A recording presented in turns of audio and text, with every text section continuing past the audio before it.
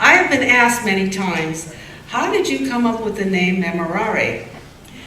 Well, a Jesuit from Ateneo University suggested it to us, and it means to remember.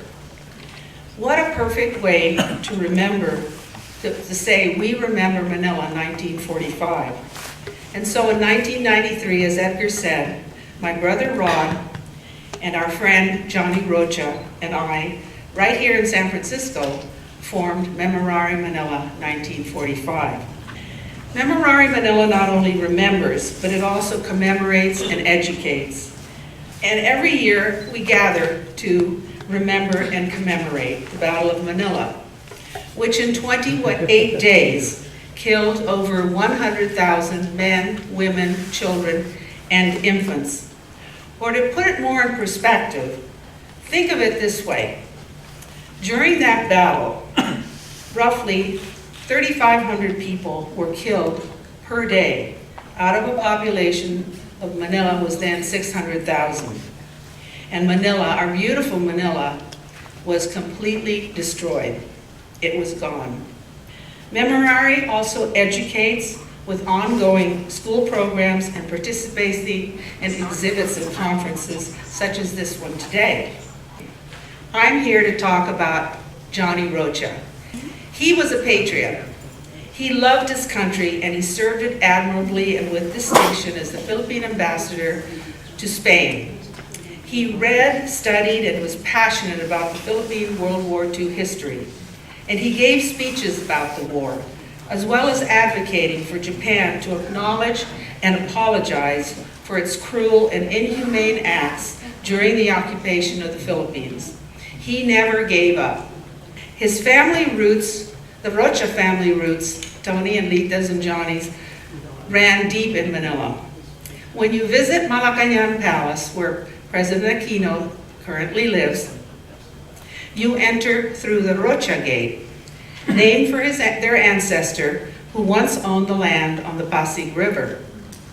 Johnny was also a businessman, a well-known businessman, and he ran the family business involved in travel, freight, land-based recruiting, and training for the shipping industry. Casa Rocha's CF Sharp Company offices are across from the Manila Cathedral at the entrance to Intramuros.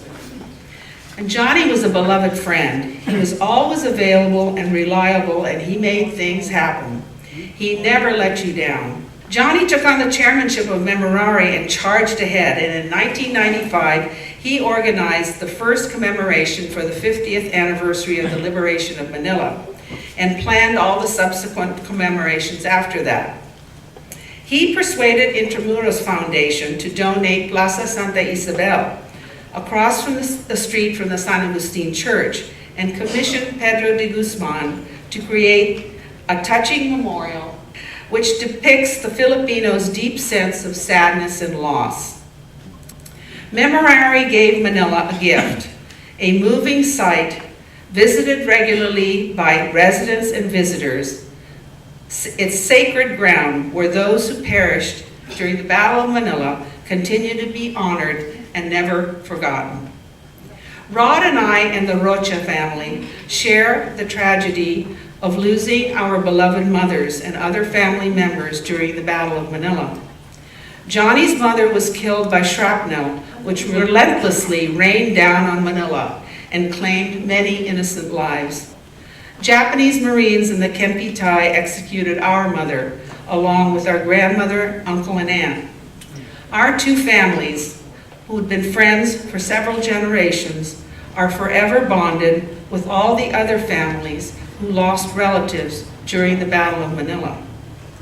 Johnny was to be a participant today. You heard, he sadly passed away this past July. So today, we would like to dedicate, Rod and I, and the other members of the Memorare Board, to our participation in this conference, the Conference of World War II in the Philippines, the Legacy of Two Nations, to Johnny. Rest in peace, dear friend. We will continue to remember, commemorate, and educate in your honor. Mabuhay.